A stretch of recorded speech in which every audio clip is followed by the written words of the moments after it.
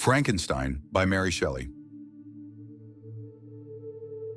On a cold Arctic expedition, Captain Robert Walton and his crew make a startling discovery: a man near death pursuing something across the frozen wasteland. This man is Victor Frankenstein, and as Walton's crew nurses him back to health, he shares an extraordinary tale of ambition, creation, and tragedy. A story he hopes will serve as a warning about the dangers of unchecked ambition and the heavy price of playing God. Victor's story begins in Geneva, where he grows up in a loving household with his parents and adopted cousin Elizabeth. From an early age, Victor shows an intense fascination with natural philosophy and alchemy, spending countless hours studying outdated theories about the nature of life and death. His mother's death from scarlet fever only intensifies his obsession with conquering death itself. At the University of Ingolstadt, Victor's brilliant mind flourishes. He excels in chemistry and other sciences, quickly surpassing his professors. In his determination to create life from death, he spends months in a secret laboratory, gathering body parts from charnel houses and dissection rooms. His work consumes him entirely. He stops writing to his family, neglects his health, and works through countless sleepless nights, driven by an almost feverish compulsion to complete his task. Finally, on a dreary November night, success. The creature's limbs begin to move. Its chest rises with breath, its eyes open. But in that moment of triumph, Victor's elation turns to horror. The being he's created, despite his careful selection of beautiful features, is hideous. Yellow skin barely concealing the work of muscles and arteries beneath, watery eyes, black lips, and an overall appearance that makes Victor's heart race with terror. Unable to face what he's created, Victor flees his laboratory and collapses into a nervous fever that lasts for months. His childhood friend Henry Clerval arrives to nurse him back to health, but the creature disappears into the world, alone and confused, leaving Victor to hope that perhaps his experiment has somehow ended with the creature's death.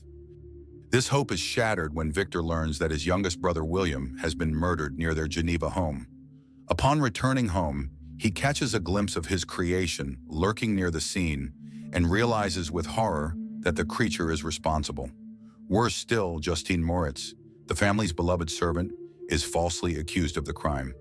Despite Victor's private knowledge of the truth, he remains silent, too afraid to reveal his secret. Justine is convicted and executed, adding another burden to Victor's already heavy conscience. Seeking solace in the Alps, Victor encounters his creation in a remote mountain hut. To his shock, the creature speaks eloquently, revealing how he has educated himself by secretly observing a family in their cottage, learning language and reason through their daily lessons. Despite developing intelligence and sensitivity, the creature has faced nothing but horror and rejection from humans due to his frightening appearance. In a particularly poignant moment, he describes watching his own reflection in a pool of water and finally understanding why people flee from him in terror. The creature makes an ultimatum. If Victor will create a female companion for him, he and his mate will retreat to the vast South American wilderness, never to trouble humanity again. If Victor refuses, the creature swears to destroy everyone his creator holds dear. After much internal struggle, Victor agrees, seeing it as the only way to protect his loved ones. He travels to England to begin work on a second creation, but as the work progresses, new fears plague him. What if the two creatures reproduce, creating a race of such beings? What if the female rejects the male, or together they turn on humanity? In a decisive moment, Victor destroys the half-finished female creature, while the original creature watches from a window. The creature immediately bursts into the room, demanding that Victor repair the damage and resume his work. Victor refuses and the creature leaves, but as it does, it gives a final threat. "I will be with you on your wedding night." True to his word, the creature begins his campaign of vengeance. First, he murders Henry Clerval, Victor's closest friend. Though briefly imprisoned for the crime, Victor is eventually released, but the experience leaves him even more broken. Upon returning home to Geneva, he marries Elizabeth, his childhood companion.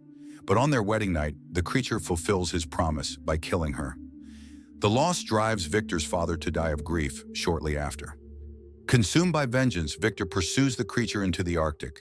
determined to destroy his creation or die trying. This pursuit leads him to Captain Walton's ship, where his strength finally fails him. As he speaks his final words to Walton, Victor warns of the dangers of excessive ambition and the price of seeking glory at any cost. After Victor's death, the creature visits the ship to see his creator's body one final time. In an emotional conversation with Walton, he expresses deep remorse for his actions, while also condemning Victor for abandoning him to a life of solitude and suffering. Despite his bitter experiences and violent actions, the creature has come to regret his murders and the pain he has caused. He tells Walton that he plans to travel to the northernmost reaches of the Arctic and end his own life, ensuring that no trace of his existence remains.